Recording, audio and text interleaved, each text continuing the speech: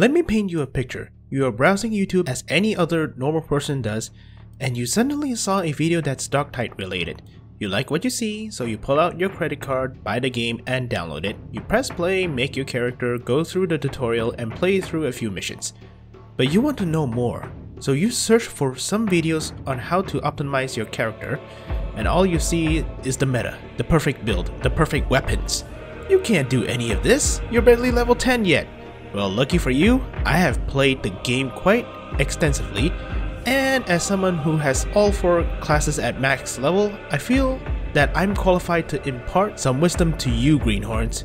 So gather around, rejects, for it is time to learn.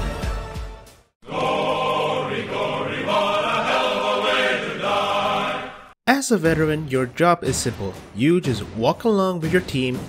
Either you or your team spots a problem, and it's up to you to make it not a problem anymore. And to aid in that endeavor, you have a lot of guns to choose from.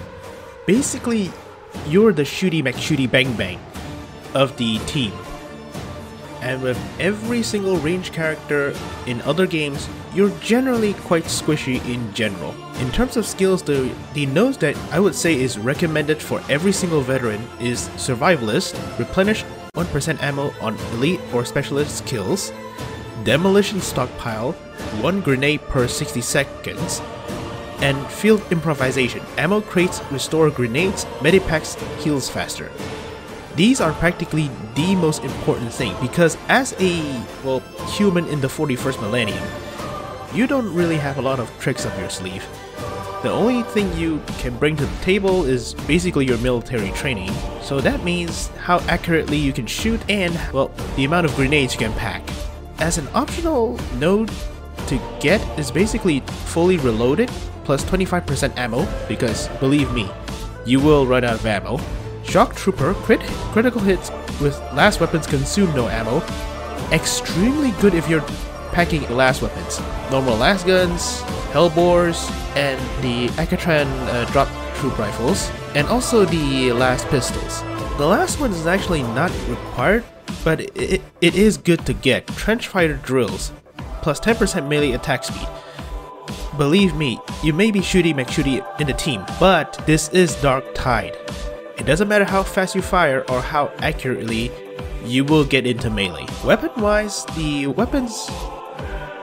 Okay, so weapon-wise, last weapons are basically the good old reliable. You just point and you shoot. There's no fancy footwork, no, convoluted systems. It's basically just point and shoot and it will go down in 3 or 4 shots. If not, well, God Emperor help you. My favorite weapon to run with this character class is the last pistol because it just pulls out really quickly and, either you're shooting from the hip or aiming down sights, it is incredibly accurate. Plus, you can pull off headshots really easily. So, not that big of a deal. As I said, you really need headshots to shine with this gun, but it really deals damage if it lands. Melee-wise, bring something with good crowd control or anti-carapace. Shovel or power sword is the main contenders. Anything else is good, but those are the 2 I recommend.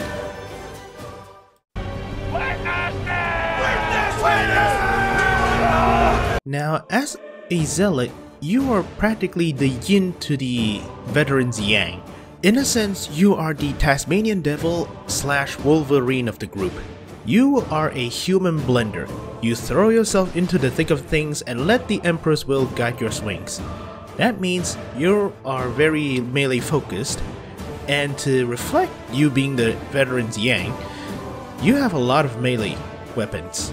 Pretty much double the amount of any other human character.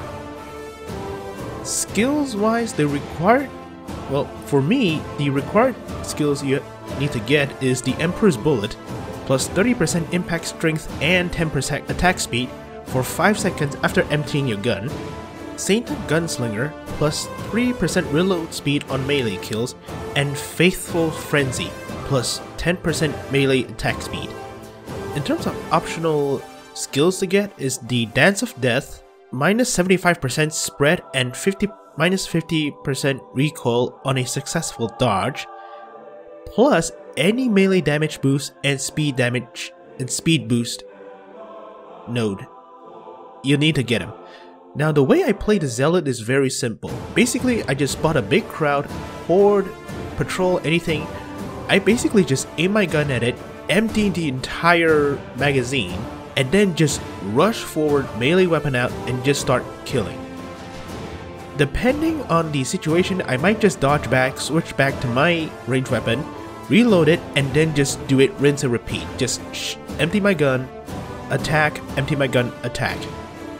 With this, hopefully you have enough bullets, because you will get a lot of damage out this way. And if you do all of this and you ran out of bullets, well, let's just say the horde is too big for you to take on alone. Weapon wise, the classic weapon for Zealots, well, there's a lot, but for me the main melee weapon you want to use as a Zealot is the Eviscerator for hordes and Thunder Hammer for boss / mini bosses. These weapons practically trivializes these enemy types. Range weapon wise, brace auto guns and auto pistols. Well, as you can tell from the the required skills that I listed, these are the guns you want to use if you're playing with my, my required skills. But if you're not into the brace auto guns or the auto pistol, you can also use shotguns, specifically the Agrippa or the Cantrell. They can practically deal with hordes or single armor targets rather effectively. The only downside is that the loading animation, well, it loads one shell at a time, so it's kinda hard to do that when you're surrounded by a ton of poxwalkers and enemies.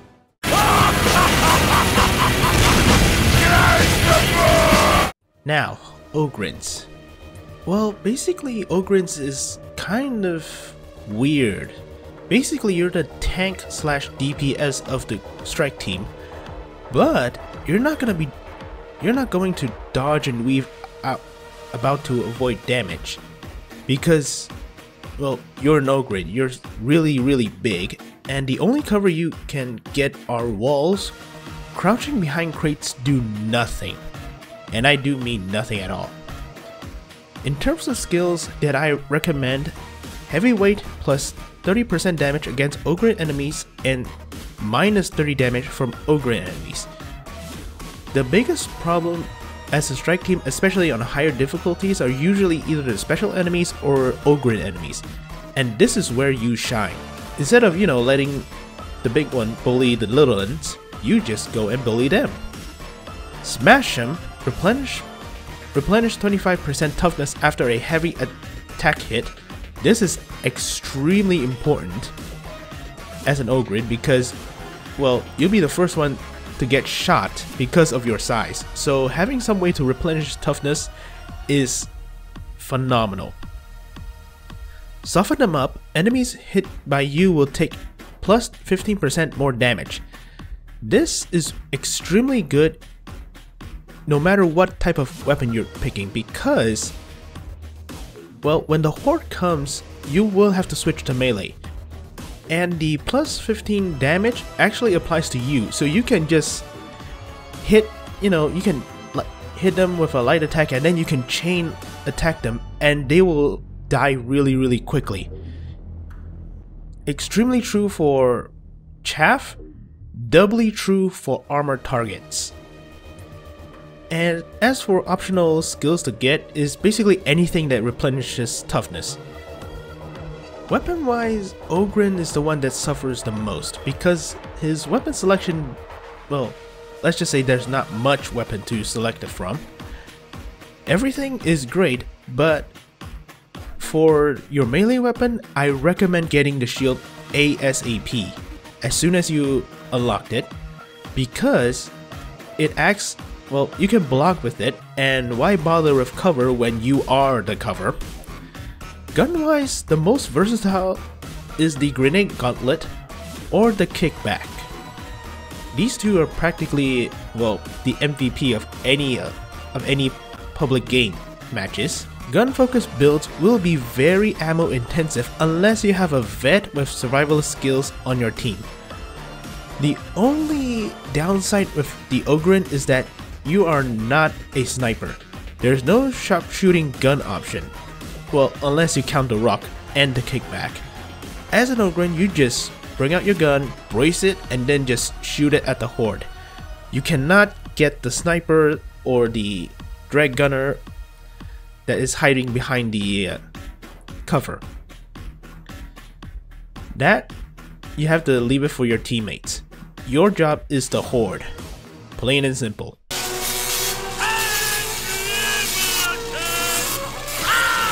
The Psyker. Now, as a Psyker, you are the unstable nuke of the strike team. The thing about the Psyker is that you can actually spec him into any role that you need, be it a single target eliminator, basically a sniper, a crowd control, or even a combination of the two. But the biggest advantage the Psyker has is the warp abilities. Generally, the Psyker is basically squishier than the Vet and the Zealot combined, so you have no survivability in melee, but you make up for it in crowd control. Skill-wise, the skills that basically is required for every single Psyker is Mind in Motion, Move normally when quelling peril, Battle Meditation, 10% chance to quell 10% peril on kill, Warp Rider, up to 20% damage from all sources based on current peril, and Solidity, increase quell speed by 30%.